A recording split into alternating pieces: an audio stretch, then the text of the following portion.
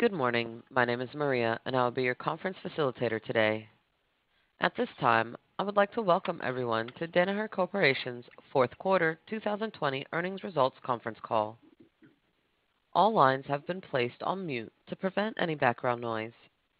After the speaker's remarks, there will be a question and answer session. If you would like to ask a question during that time, simply press star, then the number 1 on your telephone keypad. If you would like to withdraw your question, please press the pound key on your telephone keypad. I will now turn the call over to Mr. Matt Gugino, Vice President of Investor Relations. Mr. Gugino, you may begin your conference. Thanks, Maria. Good morning, everyone, and thanks for joining us on the call. With us today are Rainer Blair, our President and Chief Executive Officer, and Matt McGrew, our Executive Vice President and Chief Financial Officer. I'd like to point out that our earnings release, the slide presentation supplementing today's call, and the reconciliations and other information required by SEC Regulation G relating to any non-GAAP financial measures provided during the call are all available on the Investors section of our website, www.danaher.com, under the heading Quarterly Earnings. The audio portion of this call will be archived on the Investors section of our website later today under the heading Events and Presentations and remain archived until our next quarterly call. A replay of this call will also be available until February 11th, 2021. During the presentation, we will describe certain of the more significant factors that impacted year-over-year performance. The supplemental materials describe additional factors that impacted year-over-year performance. Unless otherwise noted, all references in these remarks and supplemental materials to company-specific financial metrics refer to results from continuing operations and relate to the fourth quarter of 2020, and all references to period-to-period increases or decreases in financial metrics are year-over-year. We may also describe certain products and devices which have applications submitted and pending for certain regulatory approvals or are available only in certain markets.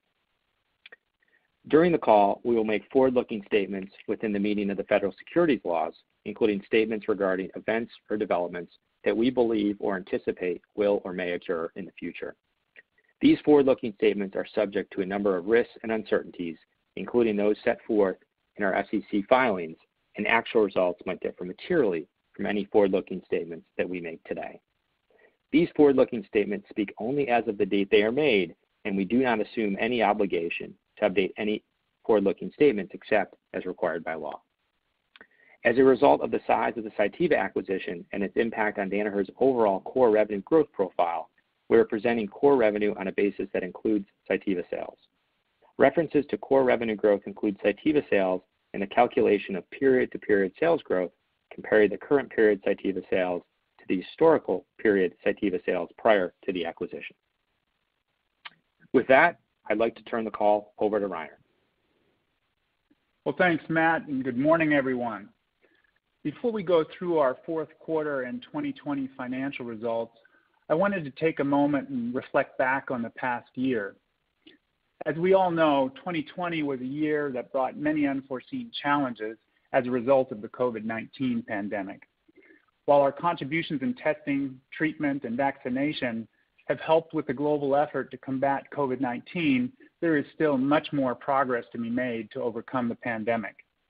It's also not lost on us that part of our financial performance in 2020 was driven by the work we're doing to tackle a health crisis which has had such a devastating impact on so many around the world.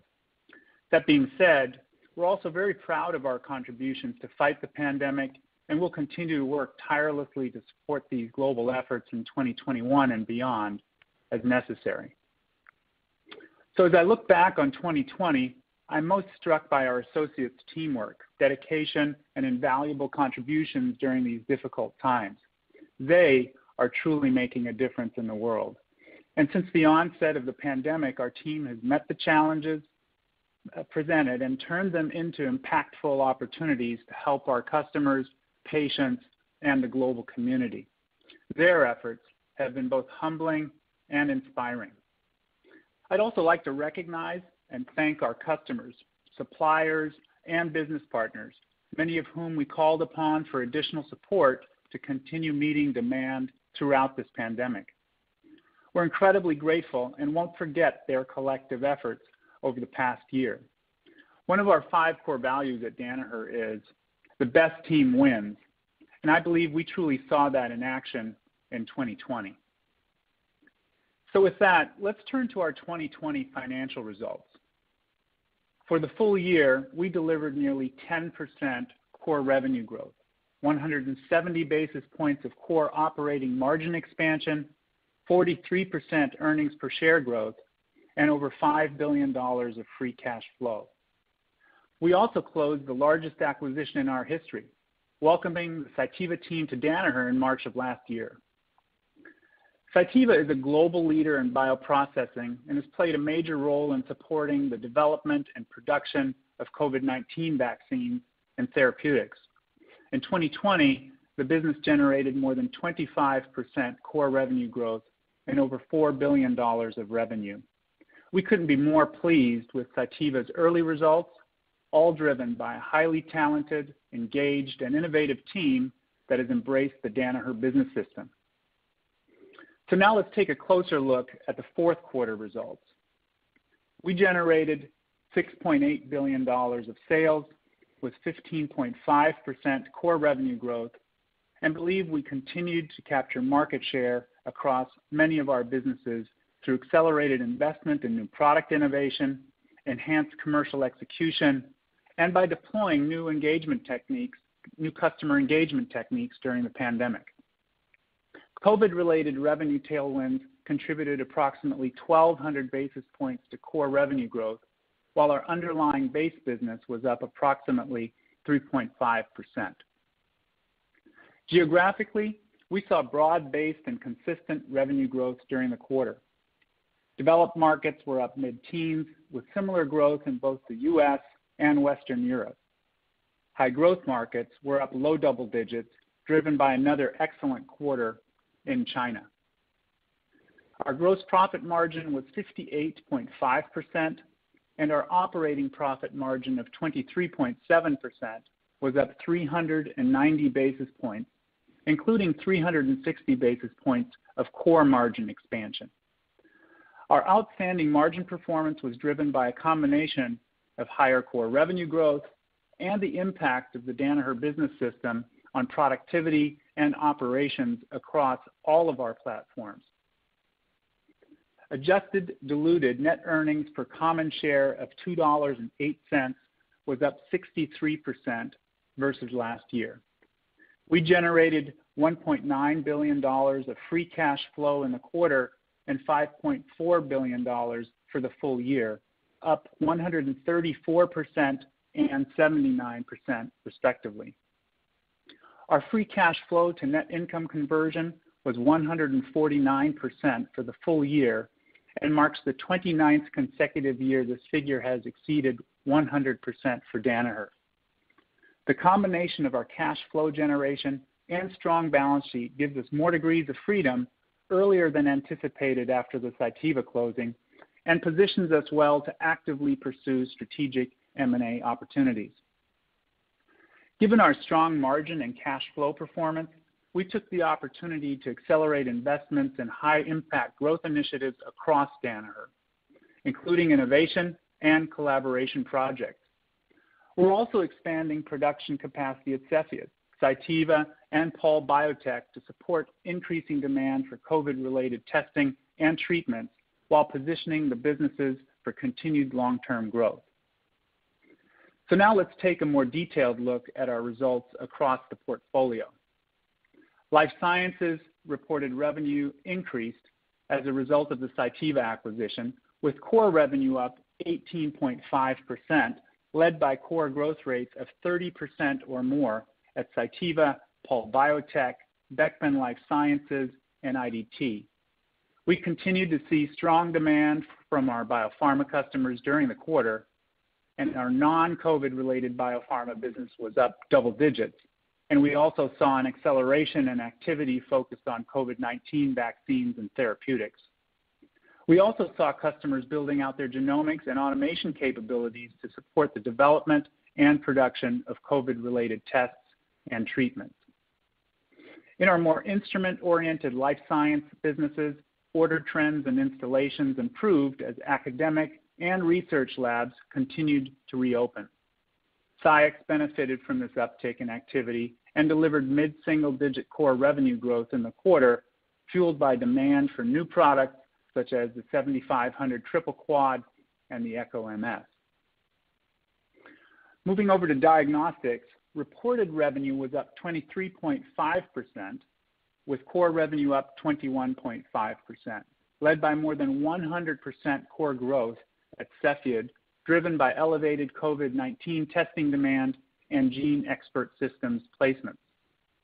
Cepheid achieved a significant milestone in December, surpassing $2 billion in annual revenue just 1 year after hitting the $1 billion mark. It's a tremendous accomplishment by a fantastic team. Radiometer and Leica Biosystems, our acute care and pathology businesses, both delivered high single-digit core revenue growth. Declines at Beckman Coulter Diagnostics moderated as elective procedures and wellness checks steadily resumed through the quarter. Moving to our environmental and applied solutions segment, reported revenue was up 2% and core revenue was up 1%. Our water quality platform delivered low single-digit core revenue growth, and product identification was down slightly. Across our water quality businesses, we saw solid demand for our consumables and chemistries as we continued to support customers' day-to-day mission-critical water operations. Equipment declines moderated as more customer facilities got back up and running, and by end market, municipal activity and projects continued to resume, and industrial declines moderated. ChemTreat delivered its 52nd consecutive year of core revenue growth in 2020, an impressive accomplishment in any year, but even more so given the unprecedented challenges presented by the pandemic. Across our water quality platform, the team's focused execution, combined with our innovative offering and the positioning of our portfolio, enabled the water quality platform to achieve positive core revenue growth for the full year. At our product identification platform, positive results in our marking and coding businesses were offset by moderating declines in packaging and color management. Consumables and services held up well globally as we continued to help customers keep their essential businesses operating through the pandemic. So with that as context for what we saw by segment during the quarter, let me give you some color on the trends we're seeing across our end markets and geographies. Customer activity around the world remains broadly consistent with what we saw back in October and through the fourth quarter, and we expect this relative stability to persist near term. Despite rising COVID infection rates and new targeted lockdowns in certain regions, customers are adapting to working in this new pandemic environment, and we have not yet seen a material impact on demand. Within life sciences, COVID-19 vaccine and therapeutic activity continues to drive record bioprocessing demand. Cytiva and Pall Biotech comprise most of our bioprocessing exposure, and their combined order growth in the quarter was up more than 50%. As a market leader across the bioprocessing workflow, our teams are playing a significant role in the development and production of COVID-19 vaccines and treatments, while working to ramp up manufacturing capabilities on a massive and very compressed timeline.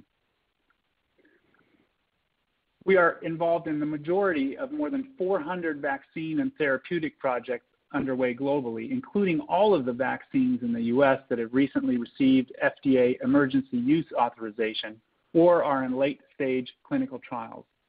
We're very proud of our team's tireless efforts, which will directly impact the lives of so many people around the world. From where we stand today, we estimate that the 2021 revenue opportunity associated with COVID-related vaccine and therapeutics at Cytiva and Pall Biotech will be approximately $1.3 billion, roughly twice the amount we recognized in 2020. Non-COVID related bioprocessing activity remains strong and in line with what we saw over the last several quarters. Turning to our other life science end markets, and as I mentioned earlier, academic and research labs are continuing to reopen, albeit at reduced capacity as social distancing measures limit the number of people in the lab at any one time. In clinical diagnostics, heightened demand continues for molecular testing in both hospital lab and point-of-care settings. Since launching the first rapid molecular test for COVID-19 in March, Cepheid has meaningfully increased production capacity and shipped approximately 9 million test cartridges in the fourth quarter.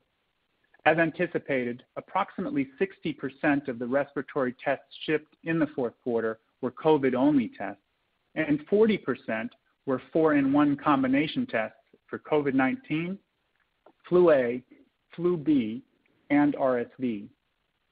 The team also placed a record number of new systems in 2020, increasing Cepheid's installed base by more than 35% year over year to over 30,000 instruments globally, and reinforcing its market-leading position in molecular diagnostics.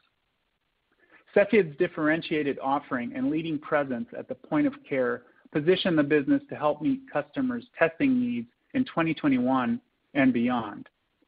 As a result of this strong positioning and the elevated COVID-19 infection and hospitalization rates we are still seeing today, we expect to ship at least 9 million tests per quarter for the duration of 2021. Across hospital and reference labs, patient volumes remain steady as elective procedures and wellness checks continue at a similar pace as we saw through Q4. We're closely monitoring patient activity in areas that have recently implemented new lockdowns, but we've not seen any material impact at this point. During the quarter, Beckman Coulter Diagnostics expanded its COVID-related test menu with the addition of a high-volume antigen test. This automated test is designed to run on Beckman's immunoassay analyzers and can help address the challenges associated with scaling up antigen testing to make higher volume mass testing possible. Beckman's automated antigen test is another important addition to our COVID diagnostics offering and a testament to the Beckman team's strong cadence of innovation, having launched 6 new COVID-related tests in as many months. Finally, in the applied markets, consumables remain solid as customers sustain essential business operations like testing and treating water and safely packaging food and medicine.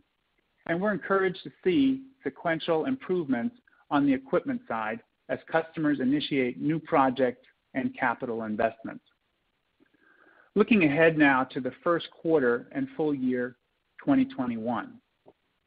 We expect to deliver mid to high teens core revenue growth in the first quarter.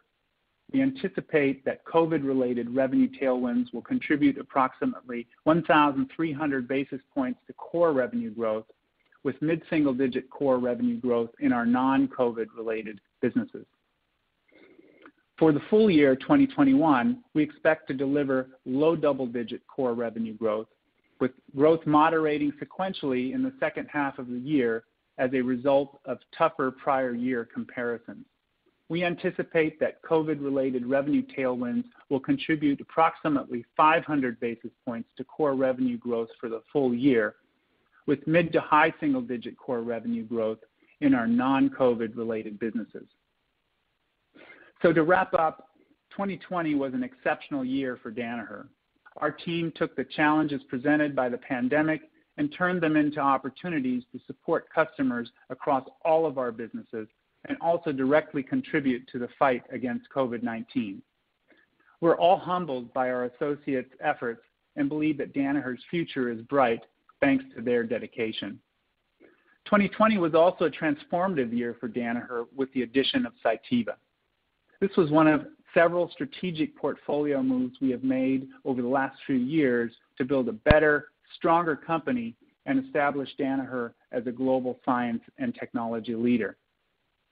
Looking ahead, we believe the combination of our talented team, excellent portfolio of businesses, and strong balance sheet, all powered by the Danaher Business System, position Danaher to outperform in 2021 and beyond. So with that, I'll turn the call back over to Matt. Thanks, Reiner. That concludes our formal comments. Maria, we're now ready to take questions. As a reminder, ladies and gentlemen, if you wish to ask a question, simply press star, then the number 1 on your telephone keypad. If at any point your question's been answered, you may remove yourself from the queue by pressing the pound key. Our first question comes from the line of Tycho Peterson of J.P. Morgan. Hey, good morning. Nice quarter. Reiner, I'm curious if you could talk about the sustainability of the Pall Cytiva order book, as you lap tougher comps. I know you talked about the $1.3 billion in revenues tied to COVID vaccines, but question is more on kind of the order book and then timelines for the manufacturing capacity expansion you alluded to. Sure. Good morning, Tycho.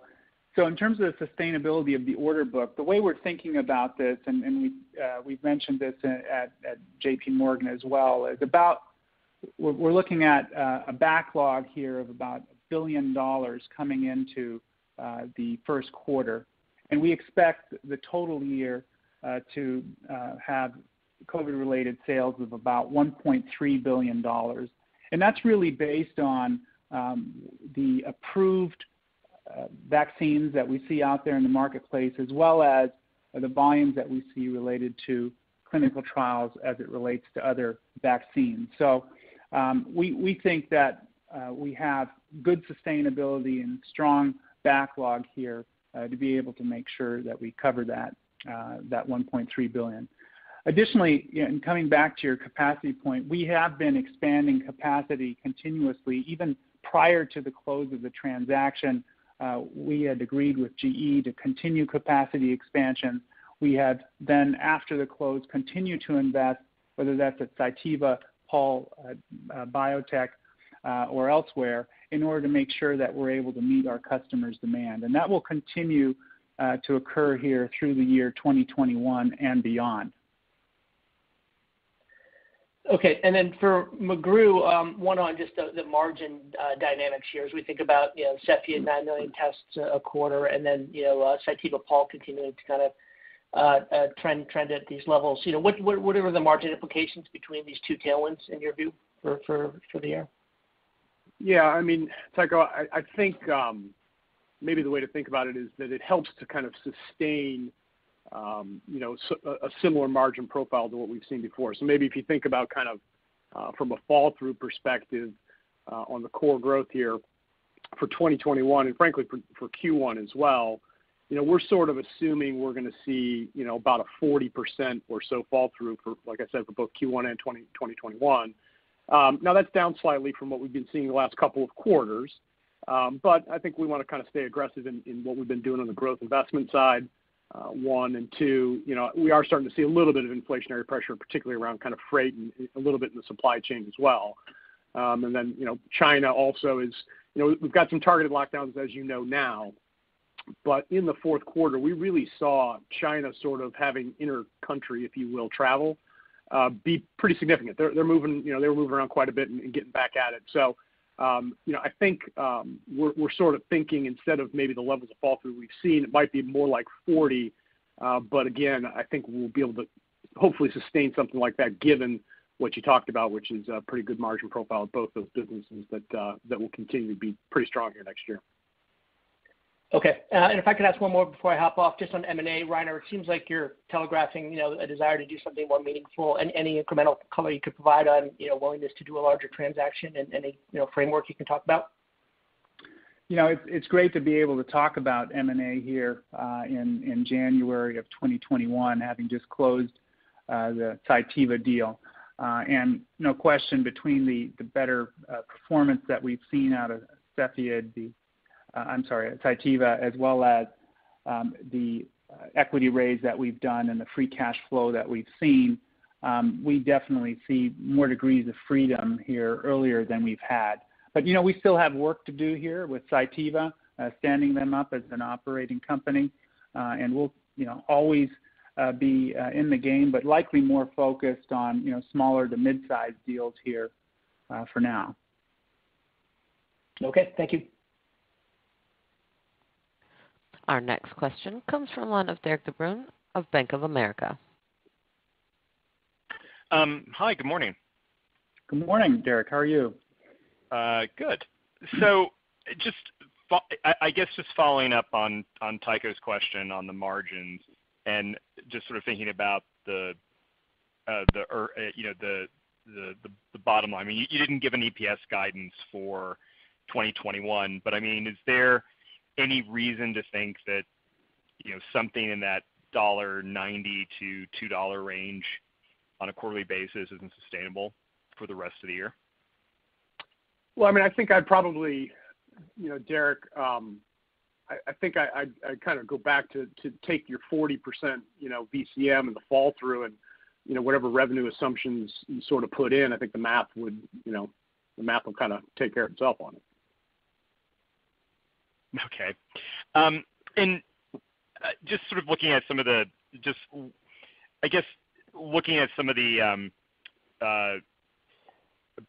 one of the big questions that's coming up from investors is thinking about instrument placements in the diagnostics area. I mean, obviously there's been, not only has Cepheid placed a ton of instruments, but a lot of your competitors, all the other companies selling molecular diagnostic tools have placed enormous numbers of instruments. Are you worried that there's going to be a glut of machines out there that don't get used, or are you being very selective in sort of like where you're placing it? The question is like, what's going to be the follow-on demand once we're sort of past COVID for your installed base? Mm-hmm.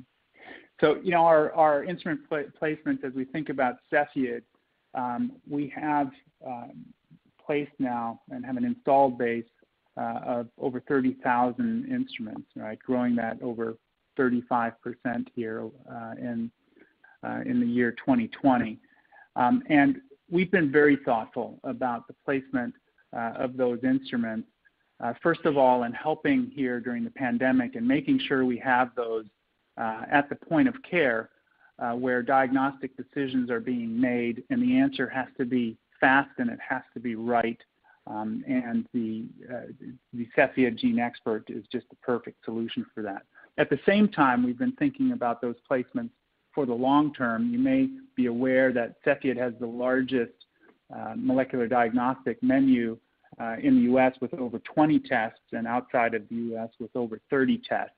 And so we've placed those instruments primarily there where we see that even in a post-COVID world, they would find great utilization based on the full testing menu.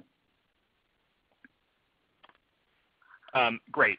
And then just one cleanup question or just one follow-up question. How should we think about the EAS segment in 2021? So the EAS segment has been improving sequentially here throughout 2020. And we're really pleased with the fact that water quality in particular has had positive growth, but also PID was essentially flat here in 2020 as well. And so we see that recovery, and we will continue to see that recovery here as we go through 2021 and expect them to be in the mid-single digit range, not only as the consumables remain solid as they have been, but as those instrument placements, which have been in moderating decline, start picking up as we see these customer projects in our funnels. Thanks. Thanks, Bill. Our next question comes from one of Vijay Kumar of Evercore ISI. Hi, Vijay. Hi, guys. Good morning. Congrats on a solid print here. Rainer, maybe I'll start with some of the base businesses here, right? The assumptions here for the guide in the base business, mid-singles.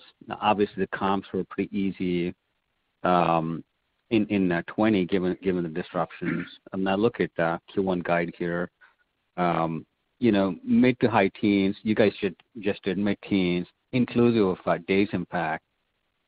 I mean, correct me if I'm wrong, it feels like the base business is accelerating here. Life science particularly, it seems to be growing double digits in the back half of 20.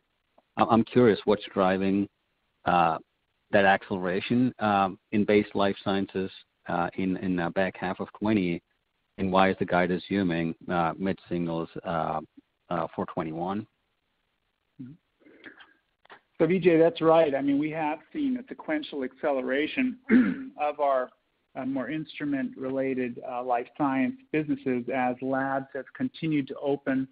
They've been able to work out their social distancing protocols. They're not up to full capacity yet, but they certainly have been improving, and that's given us more lab access to continue installations and, of course, brings the service business back online. So that's been continuously improving, and we would expect that trend to continue here in 2021. Now, as we think about the guide here, mid to high teens, look, we have our base business there at mid-single digits, which is 150 basis points acceleration, as well as the COVID tailwind accelerating here to 1,300 basis points. So we think we're well placed there. And just as a reminder, we've got a couple working days less also in the first quarter of 2021. And then lastly, as it relates to the COVID tailwinds, keep in mind that Cepheid already last year in the first quarter had a very strong quarter as the physicians were trying to rule out flu, if you will, with more flu testing in the absence of an actual COVID test. That's extremely helpful, Rainer.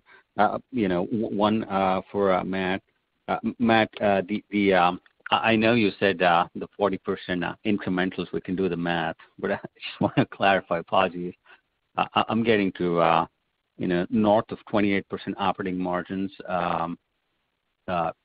for fiscal 21. Does it seem ballpark in the right zip code for you guys? Yeah, I mean, again, there's not much. If you think about the fall through at kind of 40%, there are some moving pieces here below the line, but they largely offset each other. So, I mean, I think it's pretty straightforward that whatever your revenue assumptions are going to be, that should be a pretty good way to think about. Wherever you land on that, I think will dictate where you come out on the bottom for sure. Gotcha. And then, Rainer, one quick one for you, please. On the high-volume antigen test, is that, I know you sort of mentioned in your press release about screening opportunity. Is that an upside in the model here for the guide, or how should we think about high-volume antigen tests? So the high-volume antigen test, you're right. We just launched that here in December, and in fact, that will be available on our installed base of about 16,000 instruments. So it is a broadly applicable test for us here in our installed base at Beckman. Having said that, we've been very moderate in our planning assumptions here as it relates to including higher volumes of antigen tests until it becomes much clearer how those will be applied here, not just under the Biden administration in the U.S., but throughout the world as people start setting standards as to what the test results for antigens mean from a diagnostic perspective, but also in terms of how you might think of large volume serial testing for schools opening up and other institutions. Gotcha. Congrats again, guys, on an impressive print here. Thanks. Thanks, Vijay. Our next question comes from one of Scott Davis of Melius Research. Hi, Scott. Good morning, guys. Hi, Scott. Good morning. A couple nitpicky questions. And on E&AS, is there a meaningful difference between the incremental leverage on the recovery in water versus product ID?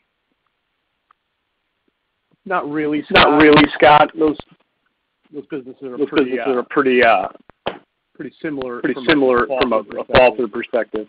Like 35 to 40% ballpark? I think that's a good place to be. Okay. And then when you guys were thinking in terms of like the 4-on-1 versus the 4-in-1 take rates, the 40% number, is that kind of uniform around different geographies, or is there particular higher take rates in different geographies around the world? Scott, so it actually does differ by geography. Let me see if I can do something about this. Echo here. Can you hear me okay? Now? I can hear you fine. Okay. So it does differ by geography. Particularly in the U.S., you are looking at 60% COVID only, and 40% of the 4-in-1. In Asia, in fact, there's a real preference for the COVID only test as the flu is just not as prevalent there and as seasonal. As you go to Europe, here we see increasing adoption of the 4-in-1. But that's a little staggered as the improvements by country roll in. Okay. All right. I'll pass it on. Stick to 2 questions. Thank you, guys, and good luck. Thank you, Scott. Our next question comes from one of Doug Schenkel of Cowen. Hi, good morning, guys, and thank you for taking my questions. Maybe just a quick follow-up on an earlier guidance question. It looks like you're assuming a 2-year stack-based business growth of around 5%. That doesn't seem to imply a full recovery as we think about the steady state for your portfolio. So just to be clear, and I think we know the answer to this, but I just want to confirm. It seems like the philosophy for this year embeds some assumption for continued recovery in line with recent trend and based on backlog, but not a full reopening over the course of the year. Doug, that's exactly how we're thinking about it. We are still in the middle of the pandemic, as we all know, and while we're hopeful that things get better as the vaccines roll out and the adoption there improves, we are not expecting 2021 to be a year that is, if you will, a post-COVID herd immunity year. This is going to continue to be a transition year and probably not quite back to the pre-COVID rates. Okay, super helpful. Pivoting quickly back over to Cepheid. I believe, Rainer, that you said that guidance assumes Cepheid should continue to sell around 9 million assays per quarter in 2021. It doesn't seem like that's reflecting any potential capacity increases. I just want to make sure that's the case, and if so, why? And then, kind of building off of that, is the expectation that the mix of kind of COVID only and 4-in-1 tests will remain kind of in that 60-40 ratio? Okay, so let's start with the first one. As you may know, we in Q2 of last year shipped 6 million, 7 million in Q3. We were planning to ship 8 million cartridges here in Q4, and we're able to exceed that by shipping 9 million. So as we think about our capacity improvements, which we continue to work on, we do not yet have those in place. And in view of the pretty dynamic situation, also as it relates to the actual pandemic, we think it's a good planning number to take the 9 million cartridges here per quarter for the full year. And of course, as we continue to work on, and we are working on and investing in capacity increases, we'll provide further updates.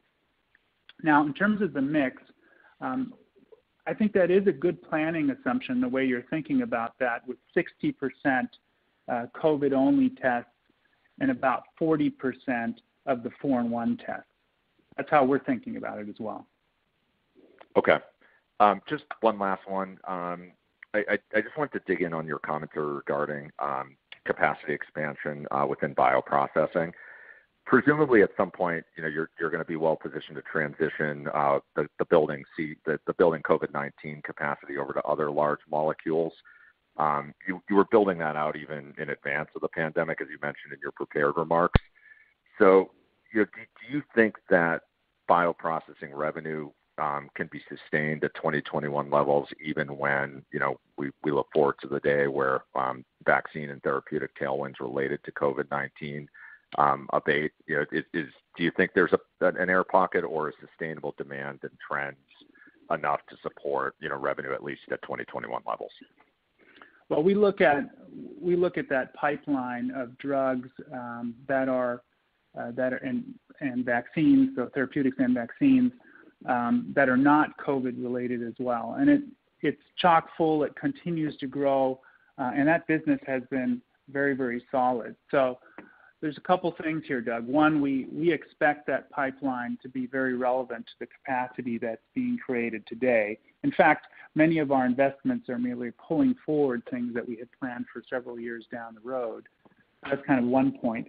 But the second point is that it also looks as though vaccine manufacturing will be with us for some time, not only as it relates to COVID, but as you think about the bolus of investment that has now gone into biotech companies that are looking at new vaccine technologies to get at diseases where we've yet to develop vaccines. We do see increasing number of projects there as well. So as it relates to this incremental capacity, we feel really good about where we're positioned. We've got the right portfolio, and we think our utilization is going to be very strong. Okay, thank you very much. Sorry, Matt. Just to give you a little bit of color around kind of the capacity side, and maybe tying that back to how we're thinking about the sustainability of what we're seeing today. I mean, I think as Rainer said, as everything he just kind of laid out, when you think about what we've seen in the core-based biopharma business, we've seen the last 3 or 4 quarters here where we've got a low double-digit core, kind of core growth. And that's even probably a little bit above where it was a couple years ago, given everything Rainer just said. Then when you put on top of that, what we've seen here on the vaccines and therapeutics, still a lot of unknowns obviously going forward, but you're looking at as we talked in Q2 and Q3. I mean, the order growth at Cytiva was well north of 50, and it was north of 50 again in Q4. So I mean, I really think we've got a good sustainability as we head into 21.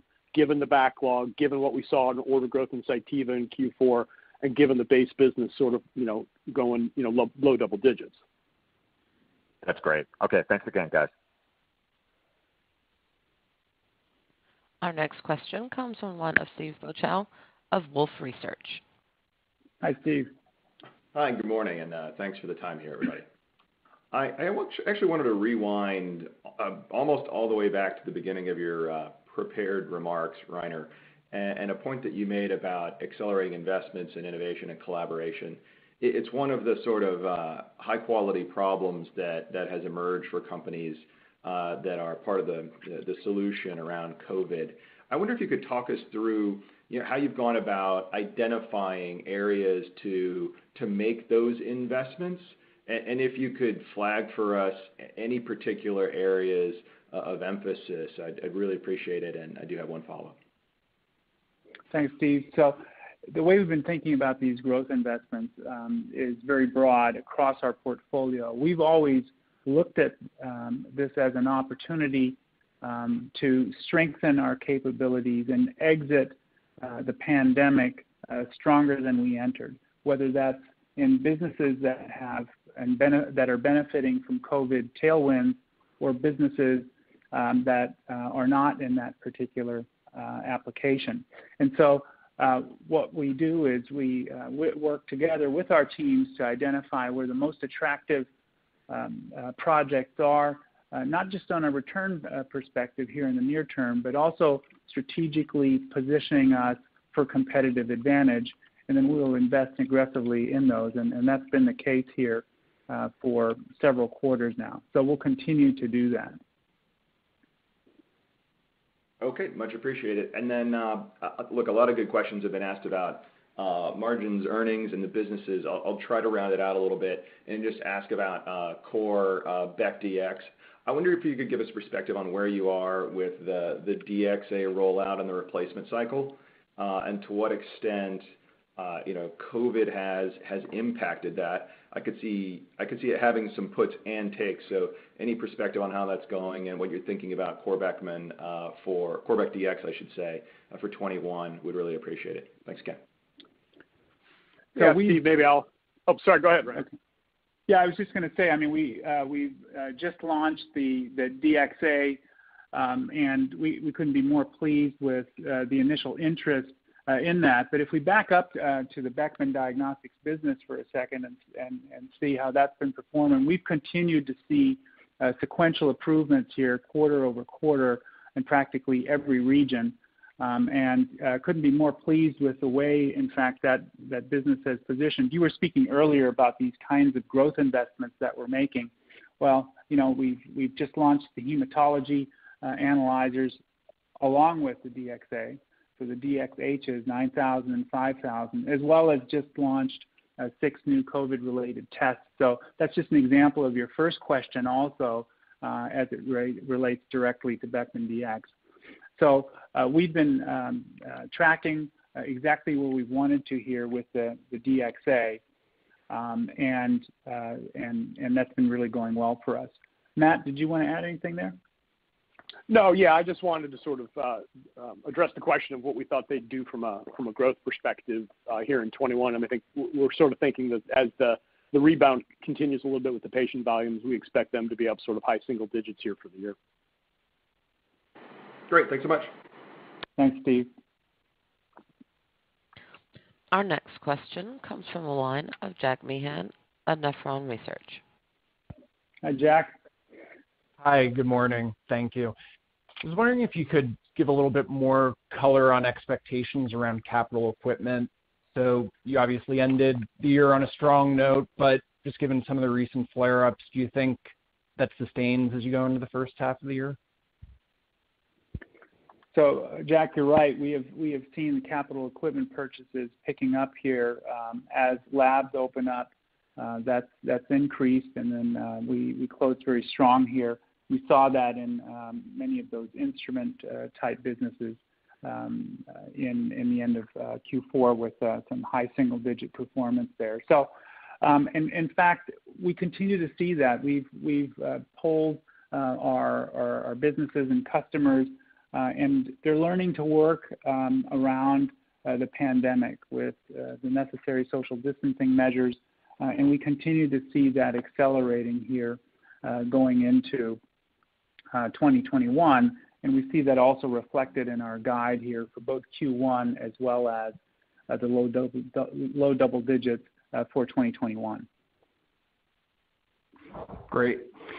And then I know you've given a lot of color already on bioprocessing, but one follow-up just on the expectations built into the guidance. So, you have it roughly doubling to $1.3 billion from COVID tailwinds in 2021, but that kind of looks like you're annualizing the benefit you saw in the second half. So is there anything, maybe just talk about how you see the demand playing out throughout the year, and is there anything tailing off maybe on the therapeutic side? What are you assuming there?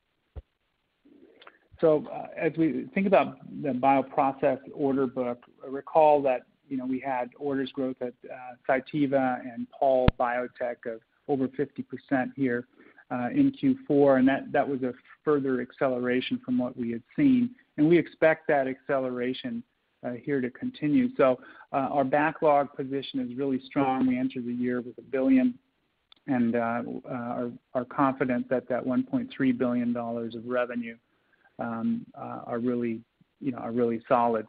But that also has some assumptions behind it, which is, here we are supplying the approved vaccines as well as those that are in clinical trials. And we're well positioned, not just on the vaccines in Project Warp Speed, but the over 400 projects that you have, both vaccines and therapeutics.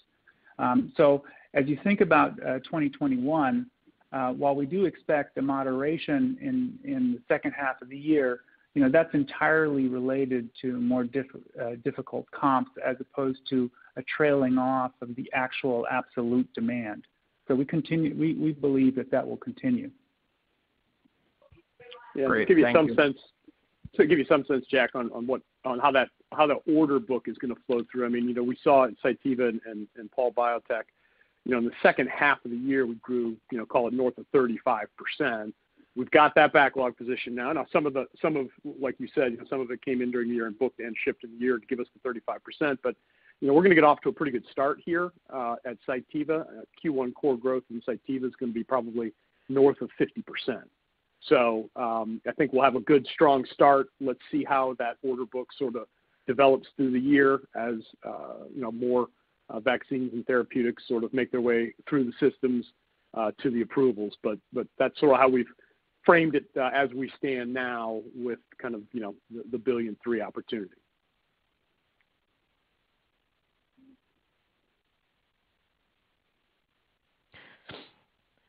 And ladies and gentlemen, we have time for one more question. Our final question comes from the line of Patrick Donnelly of Citi. Hi, Patrick. Great. Good morning. Appreciate it. Hey, Reiner, how are you? Thanks for squeezing me in here. Maybe just a quick one, more high level, on a geographic basis. China, I think, was low double digits in the quarter on a core growth basis. Can you just talk about the pace of the recovery there? Which markets are growing strongly, and then also just the expectations kind of baked in for 21 on that front. Sure. So as you say, we did see a very nice recovery in China here, both in Q4 as well as what we're planning here going forward. So low double digits in China in 2020, and that's really across the businesses. So we saw that both in our life science and diagnostics businesses as well as in EAS, as China has really ramped here, not just in the healthcare sort of related businesses, but also in the applied markets. Now, as you look forward to 2021, starting with Q1, we expect our businesses to be over 50% in China in terms of the growth in Q1. So really getting out of the gates there very strongly. Of course, they had a lower comparison there in Q1 of 2020. And as we think about the full year, we really see China in the mid-teens.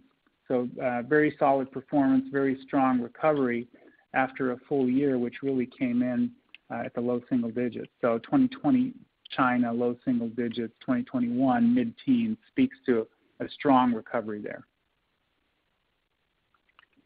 Okay, that's helpful. And then maybe just one more on Cepheid. I know it's been touched on a few times, but I guess as you think about kind of the sustainability of that $9 million a quarter, how are you thinking about the overall, I guess, COVID testing market in the back half? Are you assuming that shrinks and Cepheid gets a bigger piece? And then on the back of that, do you see point of care, becoming more and more important as we go here, and maybe this ends up being a positive inflection point for this as a piece of the market on the go forward? Thank you. Sure.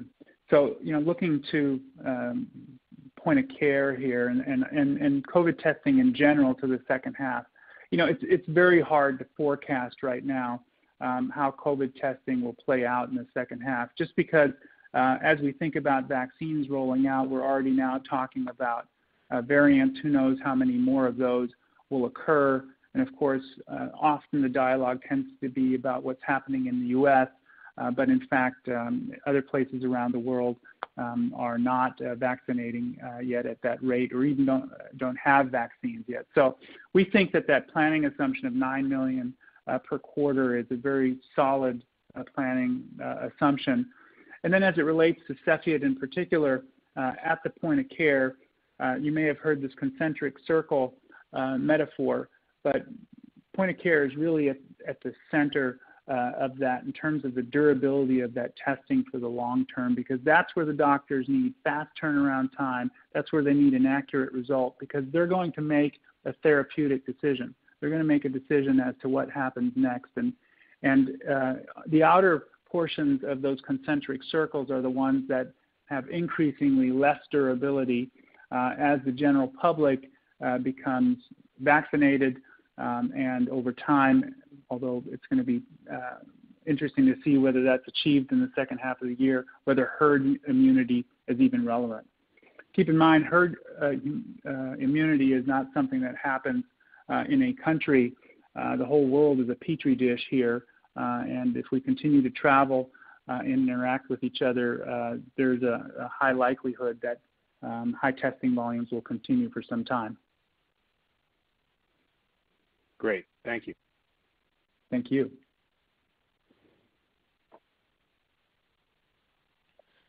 And that was our final question. I'd like to turn the floor back over to management for any additional or closing remarks.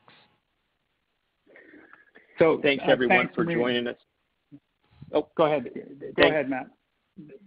Thanks, Reiner. Thanks, Matt. Thanks everyone for joining us here today, and we're around all day for questions. Thanks, everybody. Thanks, Maria. And thank you, ladies and gentlemen. This does conclude today's conference call. You may now disconnect.